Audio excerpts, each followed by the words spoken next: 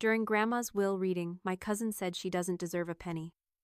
The lawyer smiled and said, actually, she left everything to the one who helped her catch the thief in this family. Then, he pulled out the audio files. The room went silent.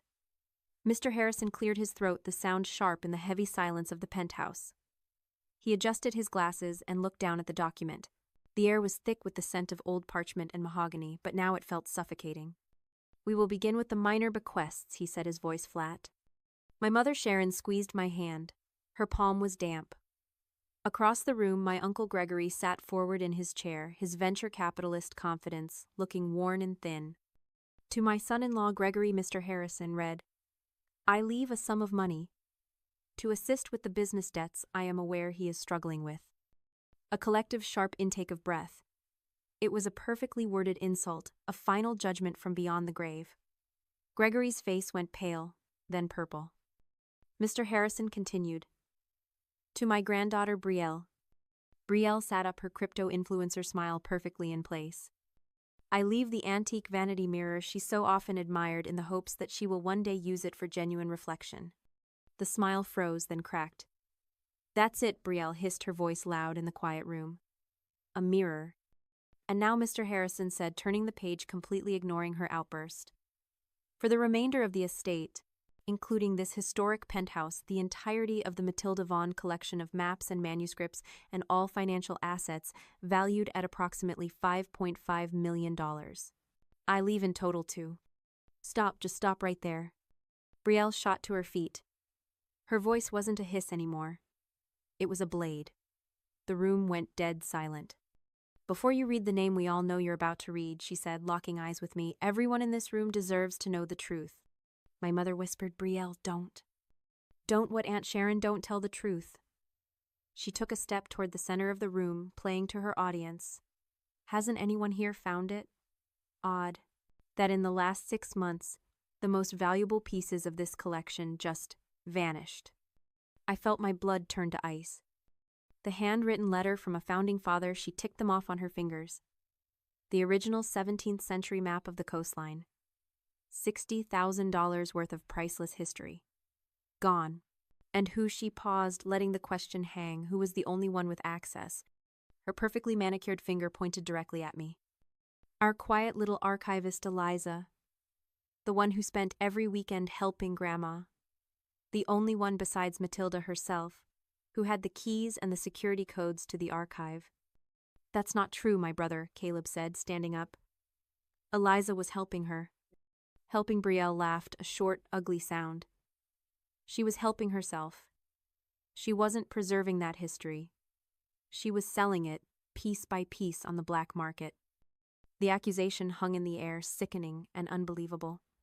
You can't prove that, my mother said, but her voice wavered.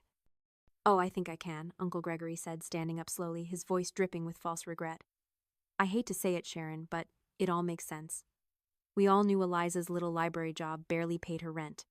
All that temptation. She managed the entire digital archive. She knew exactly what was valuable. She knew who to contact, and she knew precisely how to cover her tracks. He looked at me, his eyes cold. She played us all for fools, especially her own grandmother. Go on, Eliza, Brielle taunted, her smile back wider this time. Deny it. Tell them it's not true. Every eye in the room turned to me. I could feel their stares like physical weight pressing me into the chair. I wanted to scream. I wanted to list every weekend I'd spent carefully scanning those brittle documents, every hour I'd sat with Matilda recording her stories for each piece. I wanted to ask them where they were when she was lonely, where they were when she needed help. But I couldn't. My throat closed. My mind went blank and white. This isn't the silence of guilt. I know that now. This is the silence of conditioning. It's the good person's trap. It's what happens when you spend your entire life being the quiet one, the one who doesn't make waves, the one who avoids conflict at all costs. It's the learned helplessness they've programmed into you for decades. When you're finally truly attacked, you're not primed to fight back. You are primed to freeze. And in my silence, they saw their confirmation. I saw the look pass between them. The nods, the whispers. My own mother looked away, her face filled with a terrible, crushing doubt. My brother Caleb just stared at me, his face begging me to say something, anything. Brielle let out a small, triumphant sigh. See, she can't even deny it. She turned back to Mr. Harrison. She doesn't deserve a penny of that $5.5 million. She deserves a prison cell. If you are quite finished, Miss Brielle. Mr. Harrison's voice sliced through the tension. It wasn't loud, but it carried a weight that made everyone, including Brielle, flinch. He didn't look at me.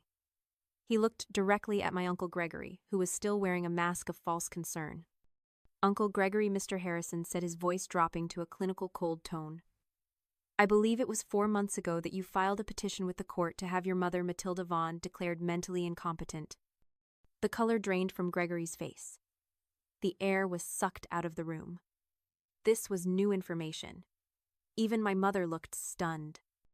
I don't see what that has to do with anything. Gregory stammered, his venture capitalist bravado vanishing. We were concerned. She was getting old, she was. Forgetting things, Mr. Harrison supplied, his voice dangerously smooth. Losing her grip on reality, that was the narrative, wasn't it? He let the words hang. That petition, Mr. Harrison continued, was not only unsuccessful, but it was also the single greatest mistake you could have made. It alerted your mother that she was not just dealing with greed. She was dealing with a conspiracy. He turned his gaze to Brielle, who had gone perfectly still. It made her realize, he said, that the people she loved were actively trying to strip her of her rights. And so Grandma Matilda decided to gather proof. To protect herself. He then turned finally and looked at me. For the first time that day, his eyes held a trace of warmth. Eliza, he said. And my name sounded strange in the quiet. Do you recall the digital archive project you and your grandmother worked on for the last 3 years? I nodded, my voice a hoarse whisper. It was. It was to preserve her collection. To scan everything. To record her notes. Yes, Mr. Harrison said. It was. But it was also for something else. He turned back to the room and gestured to the laptop and the large television screen mounted on the library wall. Your grandmother, he said to the room, was not just a historian. She was a brilliant strategist, and with Eliza's help she built the perfect trap. What are you talking about? Brielle's voice was barely audible. I'm talking about the fact that your petition for incompetence gave Mrs. Vaughn, under my legal counsel, the full authority to document any and all interactions with you to prove her lucidity. He paused, letting the weight of the new reality settle on them. The digital archive Eliza so meticulously built. It wasn't just for preserving history. It was for recording it. In real time. He picked up the remote. Your grandmother's entire collection is digitized. But so are her emails, her text messages, her audio notes, and as it turns out, several phone calls. A low, strangled sound came from Uncle Gregory's throat. The accusation, Mr. Harrison said, his eyes finding Brielle's, is that Eliza sold $60,000 worth of artifacts on the black market. He clicked a button, and the television screen flickered to life. Let's consult the archive and see what it has to say. Mr. Harrison's expression was unreadable. He was no longer a family lawyer. He was an executioner. Exhibit A, he announced and clicked the mouse. The screen changed to an audio file. A date from 5 months ago appeared. Then Grandma Matilda's voice filled the penthouse.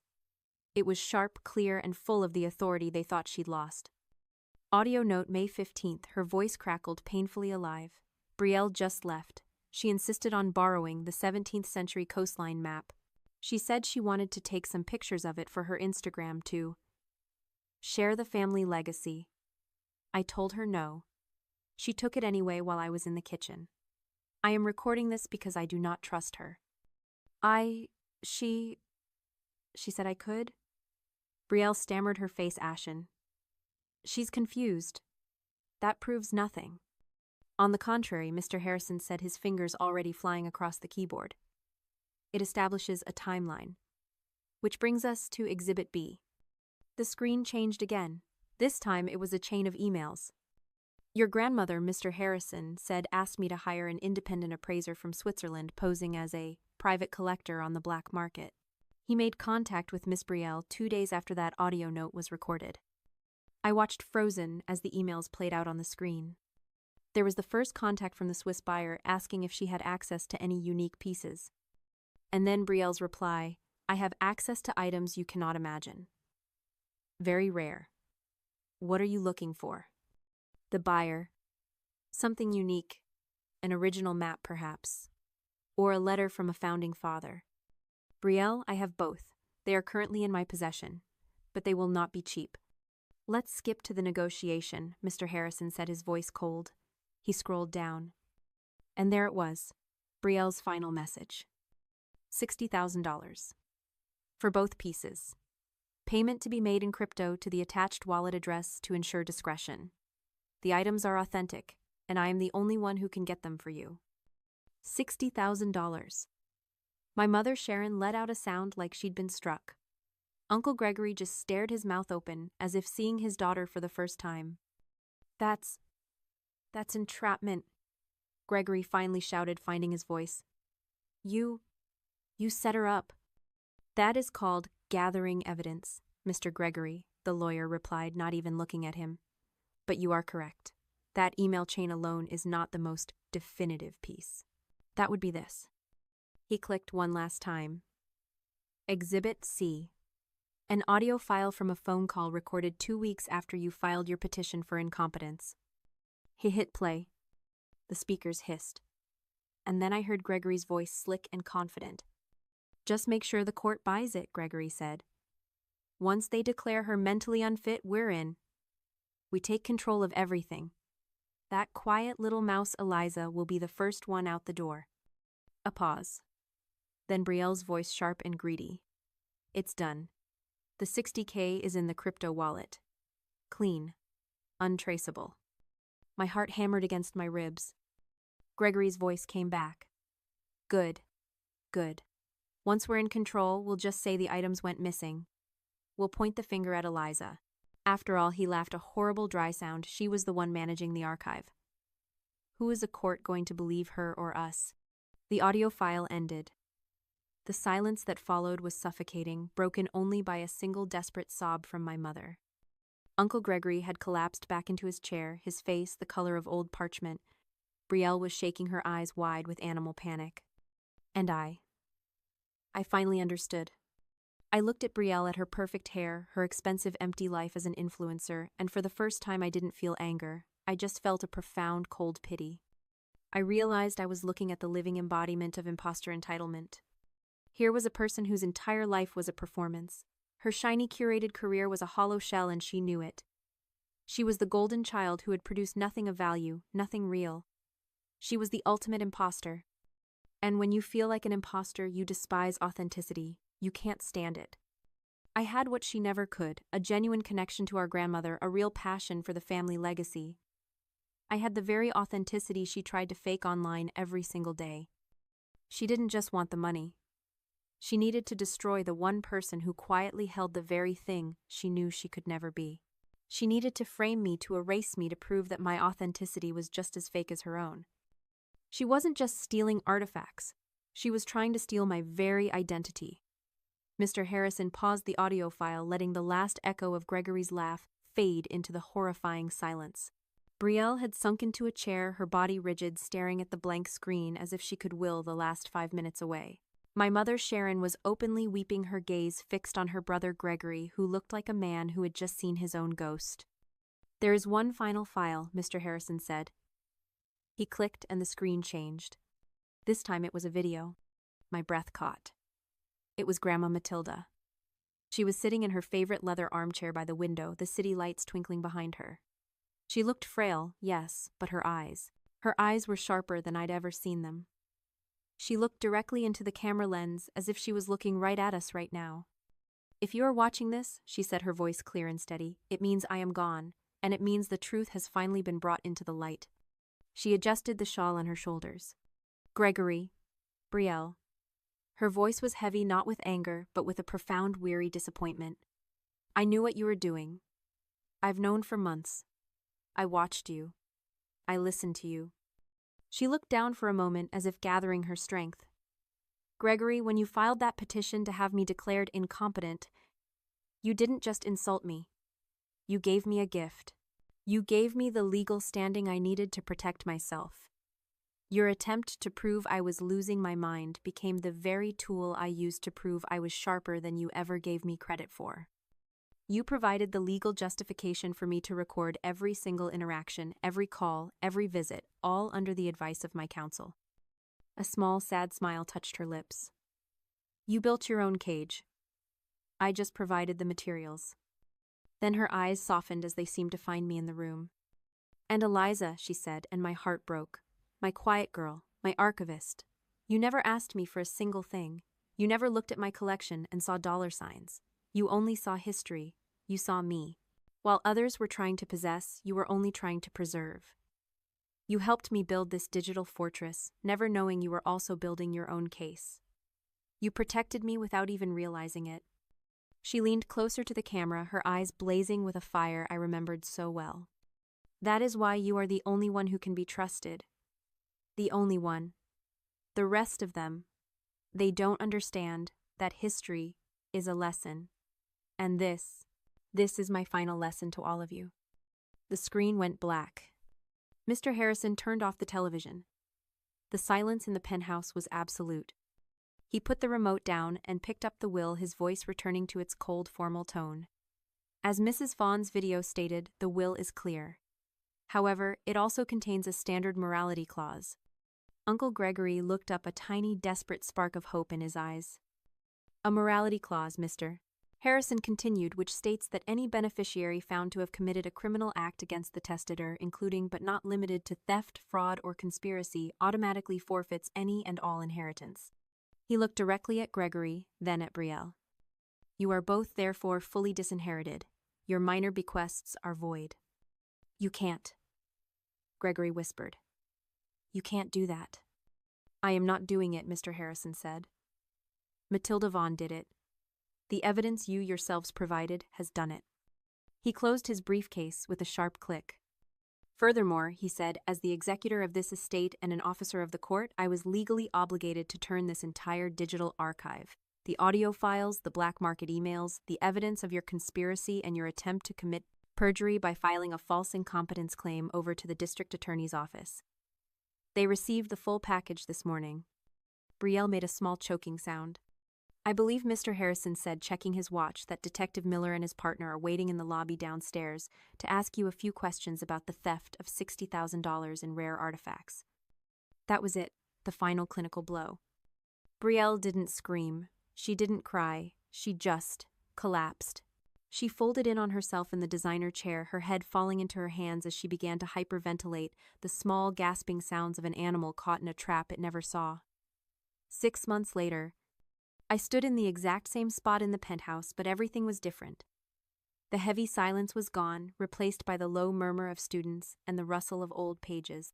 The oppressive scent of old still air had been replaced by the smell of fresh coffee, and still that comforting scent of parchment and mahogany. The penthouse was no longer a tomb of history. It was alive. Using the $5.5 million, I didn't just preserve the collection. I expanded it. I fulfilled the real vision in my grandmother's will. This was now the Matilda Vaughn Center for Historical Preservation, a place that fully funded scholarships for young, passionate researchers and historians who couldn't otherwise afford to follow their dreams. As for Gregory and Brielle, their story ended not with a bang but with a spreadsheet. They were bankrupted by the civil suits before the criminal trial even began. The $60,000 crypto wallet was seized and donated to the center. Gregory lost everything. And Brielle.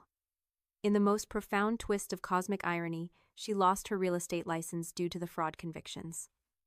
The last I heard, she was working a temp job. A mind-numbing, entry-level job doing data entry.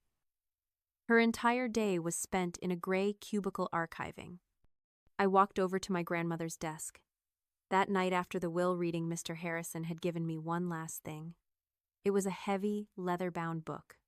Her real secret ledger. Not the digital one for her enemies, but the analog one for me. I opened it. It wasn't full of numbers or assets. It was full of her handwriting, her thoughts, her lessons. On the very last page, written in her elegant, strong script, was one final note.